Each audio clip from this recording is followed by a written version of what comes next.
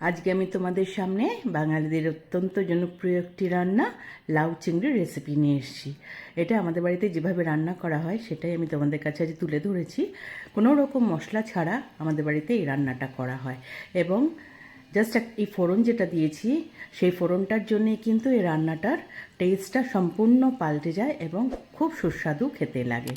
তো তার জন্যে আমি প্রথমেই চিংড়ি মাছকে ভালো করে ধুয়ে কিন্তু কেটে বেশ আমি নুন হলুদ মাখিয়ে রেখেছি। লাউ ঝিরিঝিরি করে কেটে নিয়েছি, একটা মিডিয়াম সাইজের লাউ।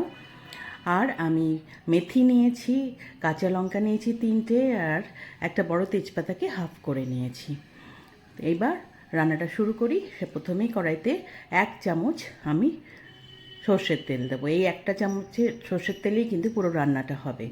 এর মধ্যে আমি চিংড়ি মাছগুলোকে আগে দিয়ে দিলাম, নুন হলুদ মাখানো যে চিংড়ি মাছগুলো দিয়ে ভালো করে ভেজে তুলব। এবং সবাই জানো চিংড়ি মাছ ভাজতে তো বেশি সময় লাগে না, বেশি ভাজলে শক্ত হয়ে যায়। তাই যেই মাছগুলো একটু গুটিয়ে আসবে অমনি চিংড়ি মাছগুলোকে আমি কড়াই থেকে তুলে নেব।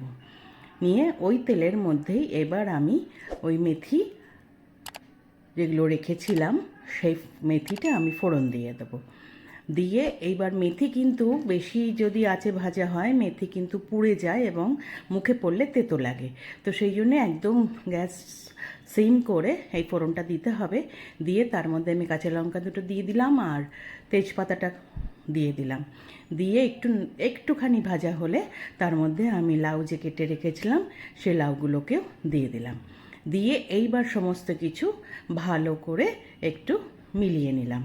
বেশ সুন্দর করে মেলানো হয়ে গেলে এর মধ্যে আমি 1 চামচ মতো নুন দিলাম, 1 চামচ চিনি দিলাম, আর খুব অল্প সামান্য 1/4 চামচ মতো আমি হলুদ গুঁড়ো দিলাম।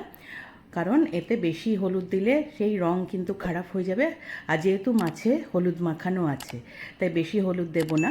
সব কিছু মিশিয়ে নিয়ে আমি ঢাকা দিয়ে 5 মিনিট আগে হতে দেব মিডিয়াম ফ্লেমে। তারপরে আমি কিন্তু ঢাকাটা খুলেছি, দেখো কতটা জল বেরিয়ে গেছে। এবার আমি একটু ভালো করে একটুখানি নেড়ে চেড়ে নিলাম। নিয়ে এবার যে চিংড়ি মাছগুলোকে ভেজে রেখেছিলাম সেগুলোকে ওপর দিয়ে দিয়ে দিলাম। দিয়ে সেগুলোকেও আমি ভালো করে মিলিয়ে নিচ্ছি। নিয়ে এবার আবার আমি কিন্তু ঢাকা দিয়ে আমি কিন্তু ওরকম গ্যাস একদম মিডিয়াম করে দিয়ে, মিডিয়াম থেকে লো করে দিয়ে 7-8 মিনিট মতো রান্না করব। 7-8 মিনিট পরে আমি খুলেছি ভালো করে। দেখো আমি এবার কিন্তু অনেকটা জল এখনও কিছুটা রয়েছে।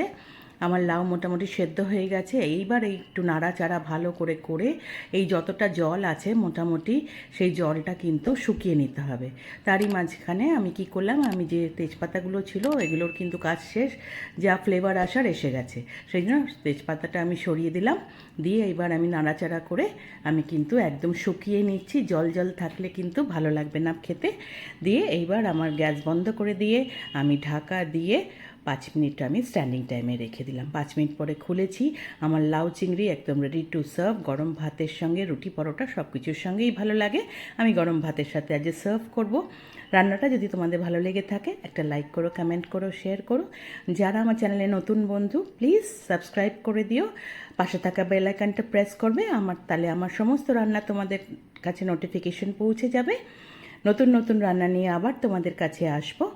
আজকে তাহলে চলি। তোমরা সবাই ভালো থেকো। টাটা।